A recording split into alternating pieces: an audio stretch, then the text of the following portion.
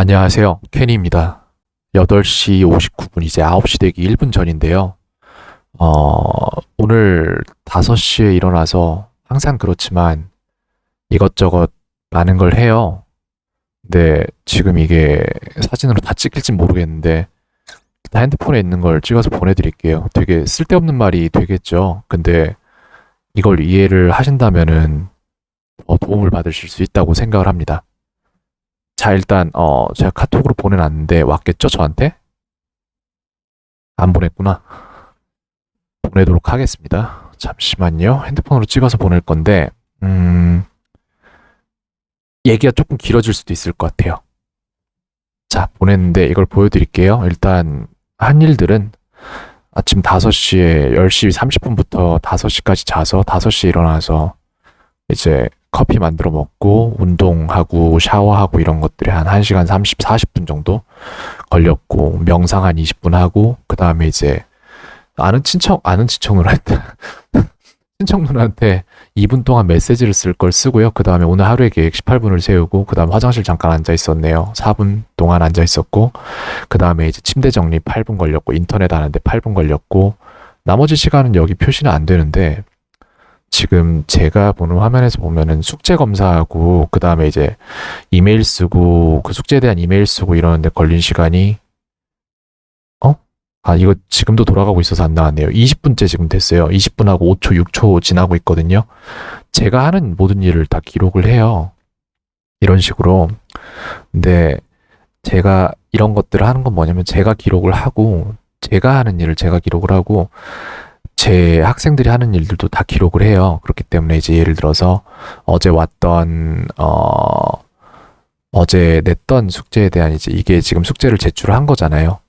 받은 거를 보면 이렇게 열면 열리잖아요. 이제 이거를 제가 복사를 해서, 사진으로 복사를 해서 제가 항상 이렇게 전부 다 기록을 하거든요. 이런 식으로 보면은 했던 숙제를 한번 다시 하게 만들고, 그 다음에 그거에 대한 수정본을 다시 쓰라고 했잖아요. 그러니까 그제 했던 숙제가 되겠죠. 그 3일 전이라고 해야 되나? 어쨌건 간에 이 숙제를 한 다음에 여기에 대한 피드백을 이미 아이가 받았고, 그 다음에 이 아이가 해야 될 숙제는 그거를 답지를 안 보고 한번 풀어보고, 그 다음에는 답지를 보고 다시 한번 써서 2개의 숙제가 제출이 돼야 돼요. 근데 그 부분이 되지 않았어요.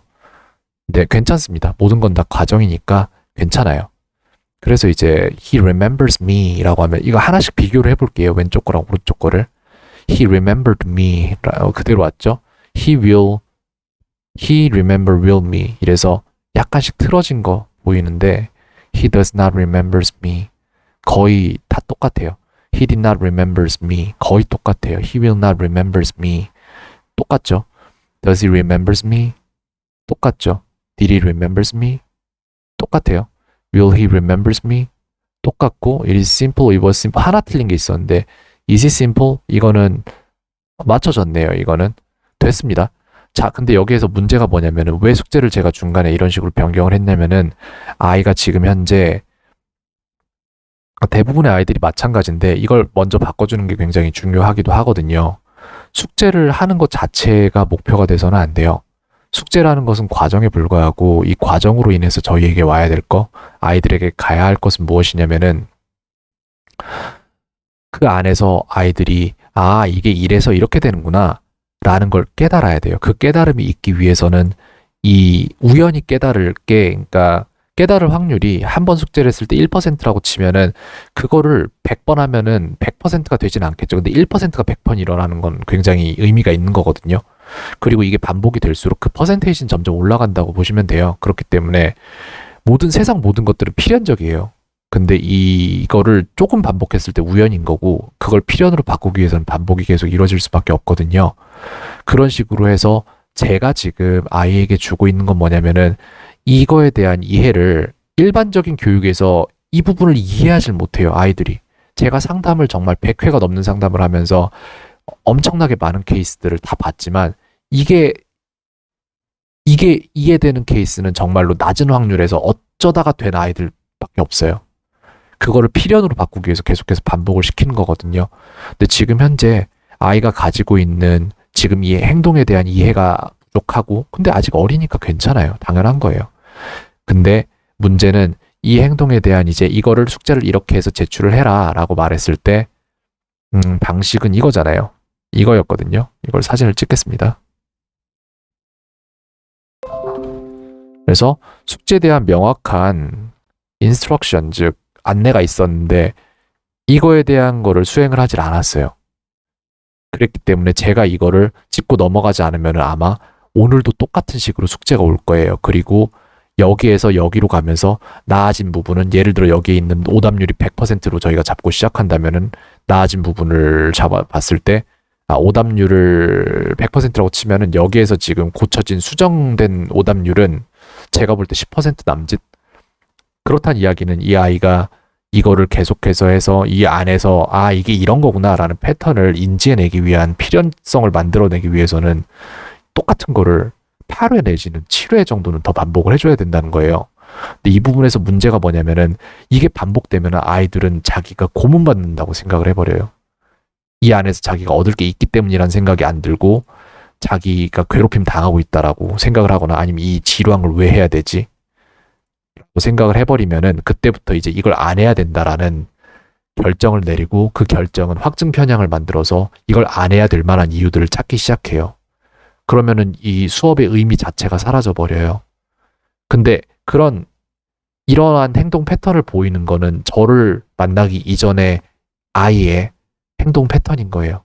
그래서 저는 지금 이 숙제가 제대로 되기 위한 것들을 잡기 위해서 뭘 먼저 바꿔야 되는 상황이냐면은 이 아이가 가진 행동 패턴 자체가 변화되기 위한 과정을 설계를 해야 돼요.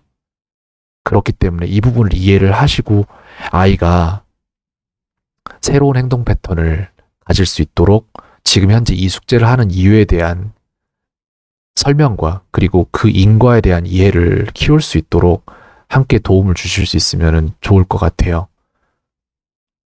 네. 그래서 저번 영상에서는 제가 말씀을 드렸던 부분이 있는 것 같아요. 되는 아이와 안 되는 아이의 차이점이라던가 이런 것들이 있었잖아요. 그래서 지금 저는 영어를 가르치는 사람이지만 제가 정말 가르치고 싶은 건 영어가 아니에요. 실제적으로 저랑 영어를 배워서 영어가 되는 아이들은 저랑 다른 수업을 해요, 전혀. 지금 예를 들어서 IXL로 가면은 사인인으로 가면 이제 여기 나오겠구나.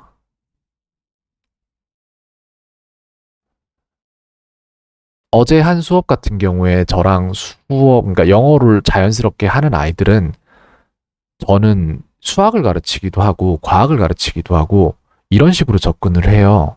왜냐면은 영어를 가르치는 건 사실 낭비예요. 영어는 그냥 언어예요. 언어는 도구예요. 전 그 도구를 쓰는 방법을 가르치고 싶은 게 아니라 그 도구를 주고 이 아이들이 쓸 수 있는 환경을 만들어서 그 아이들이 직접 배우도록 하는 거지. 그래서 저희는 지금 미국 교육과정 8학년 수학을 해요. 이런 것들을 풀면서 같이 얘기를 해보고 그러고 있거든요. 그렇기 때문에 네, 제가 본질적으로 가르치고 싶은 거는 영어가 아니에요. 아이들이 더 나아질 수 있는 과정을 만들어주고 싶고 그 과정을 함께하고 싶은 거예요. 그렇기 때문에 영어 선생님 영어 가르치면 되지 왜 이런 것까지? 라고 의문 가지실 수 있어요. 그런 분들도 많았어요, 과거에. 네. 근데 그건 왜 그러냐면은 되는 아이들은 되고 안 되는 아이들은 뭘 해도 힘들기 때문에 그 아이들이 살아온 궤적을 바꾸지 않으면은 이 아이들에게 제가 가르칠 것들이 너무 어렵기 때문에 이 아이들이 견디지를 못해요.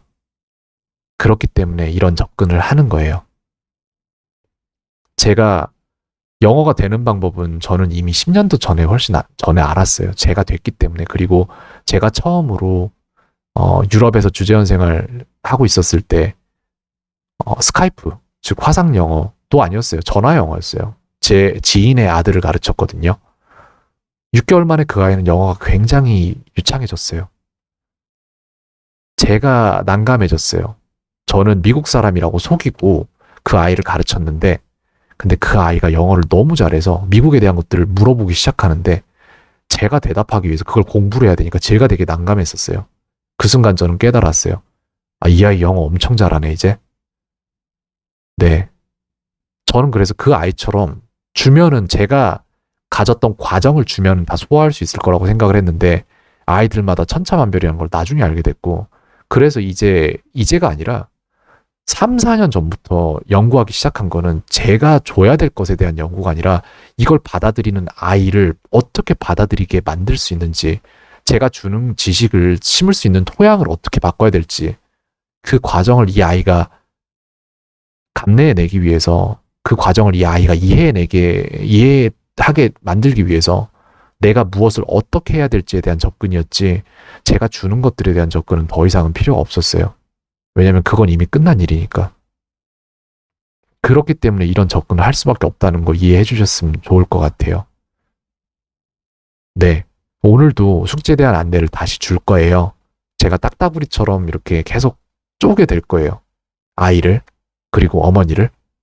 근데 그 부분에 대한 이해를 조금 해주셨으면 좋을 것 같아요. 해주시면은. 네. 그래서 이런 영상 만들어 봤고요. 이 부분에 대한 피드백은 지금 새로운 영상 만들어서 올리던가 아니면은 글로 적어서 올리던가 해야겠죠.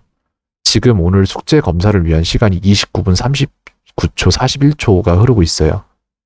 근데 이 부분 다 모두를 위한 윈윈이라고 생각을 하고 이 시간에 충실하면서 다른 생각하지 않고 그대로 집중하도록 하겠습니다.